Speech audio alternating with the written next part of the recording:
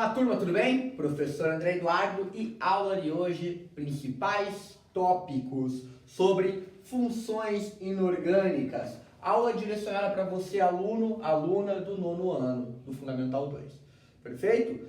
Primeira coisa, antes de nós conversarmos sobre cada uma dessas funções inorgânicas, vamos lembrar o que caracteriza um composto inorgânico.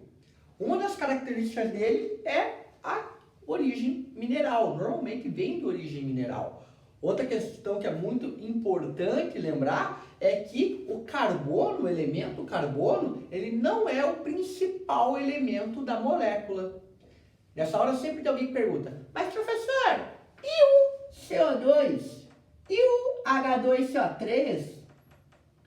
Tem carbono, tudo bem? Eu sei que tem carbono. Porém, turma, o carbono aqui ele não é o principal átomo da cadeia, ele não é o átomo central, o elemento central. Moléculas como, por exemplo, o etanol, que vamos ter ali uma estrutura semelhante a isso daqui.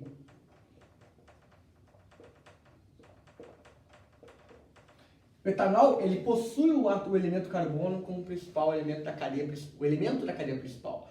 Etanol, glicose, butano, o gás propano, entre outros, todas essas funções orgânicas que vocês vão ver no futuro, vocês percebem que existe essa diferença entre função orgânica e inorgânica, certo? Então, visto isto, vamos destrinchar cada uma dessas funções. Vou apagar aqui para não gerar confusão apenas e vamos lá. Primeira função inorgânica importante, ácidos. Turma, existem três conceitos de ácidos que foram elaborados ao decorrer da história. Conceito de Arrhenius, conceito de Bronsted e Loring e conceito de Lewis. Ambos os conceitos são de ácido base, eles são aplicáveis tanto em ambas essas funções. Começando por ácidos, nesse primeiro momento, nós estudamos ácidos de Arrhenius. E é isso que eu vou querer, ele é um bom para apresentar essa função nesse primeiro momento. Ácidos de Arrhenius são caracterizados por o quê? O que ele diz? Todo composto que em solução aquosa, ou seja, em água, sofre ionização liberando íons H+, cátions H+, e o ânion diferente ali, certo? Qualquer composto que em solução aquosa sofra ionização liberando íons H+, cátions H+, ou íon hidrônio, certo? Ele é considerado um ácido, pelo conceito de Arrhenius, certo? Então, olha aqui, nós temos aqui o ácido clorídrico, HCl, em água, libera o H+, e o ânion de cloreto. Exemplos de outros ácidos, olha lá, ácido sulfúrico, H2SO4. Outro exemplo, H2CO3, que eu escrevi aquela hora ali, ó, ácido carbônico.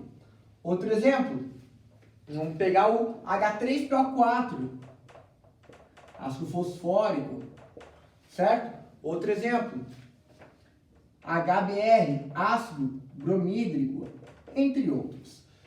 Tem hidrogênio que é liberado, sofre ionização em solução aquosa? Ácidos. E por que ionização? Porque, turma, ionização, compostos covalentes sofrem ionização. Não, aqui, ó, entre o H e o cloro, veja aqui, ó, ligação do que? De hidrogênio com a metal. Ligação de hidrogênio com a metal é ligação, ó, covalente. Então, sofre ionização. Muito importante. Perfeito? Fácil? Ok. Vale ressaltar que se o ácido tem apenas um hidrogênio ionizável, monoácido. Se ele tem 2, diácido. Se ele tem 3, triácido. Se ele tem 4, tetrácido. E por aí vai.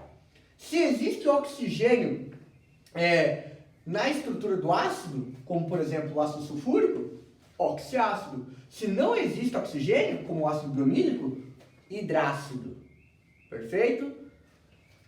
Vale ressaltar que a força dos ácidos ela vem quando se trata de um hidrácido, nós temos a força, a relação de força de ácido iodídrico é mais forte que ácido bromídrico, que é mais forte que ácido clorídrico, que é mais forte do que o ácido fluorídrico, e todos os outros hidrácidos são mais fracos. Perfeito? Um oxiácido, a gente calcula a força, lembra lá? O número de oxigênios menos o número de hidrogênios. Se a resposta for 2 ou 3, nós temos um ácido forte. Se a resposta for 1, nós temos um ácido moderado, um oxiácido moderado. E se a resposta for 0, nós temos um oxiácido fraco. Certo? Visto isto, deixando-os aqui o ácido de lado, vamos focar em bases. E classifica uma base. Turma, segundo Arrhenius, bases são todos os compostos que em solução aquosa, olha lá, ó, solução aquosa, sofrem dissociação, liberando íons hidroxila, certo? Íons OH-, ou melhor, ânions OH-, certo? Então, você tem um composto que em solução aquosa liberou OH-, íon OH-, opa, você está tratando de uma base. Exemplos de base, além aqui do hidróxido de sódio. Ora, nós temos o hidróxido de cálcio, nós temos o hidróxido de magnésio, nós temos ali também um exemplo, hidróxido de alumínio, nós temos o hidróxido de potássio, hidróxido de lítio, e por aí vai. Pode ver, todos apresentam OH, todos apresentam OH. Em solução aquosa, ó, liberam o ânion OH-, logo uma base. Perfeito?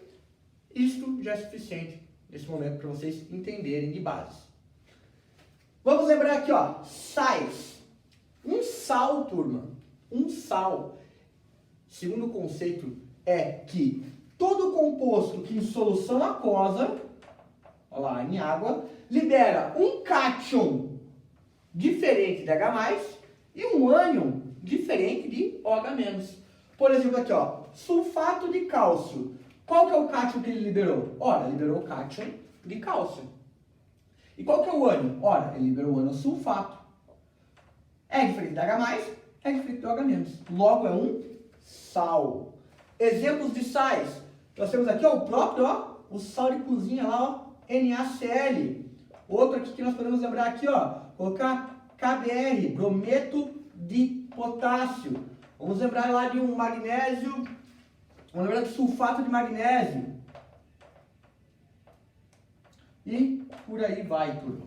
Qualquer composto que em solução aquosa sofra dissociação, liberando cátions diferentes de H+, e ânions diferentes de OH-, é um sal.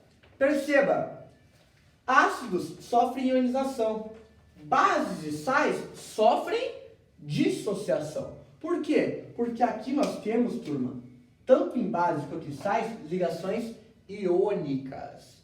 Então tem que lembrar disso. Não pode confundir. Quem sofre ionização, apenas ácido. Quem sofre dissociação, bases e sais.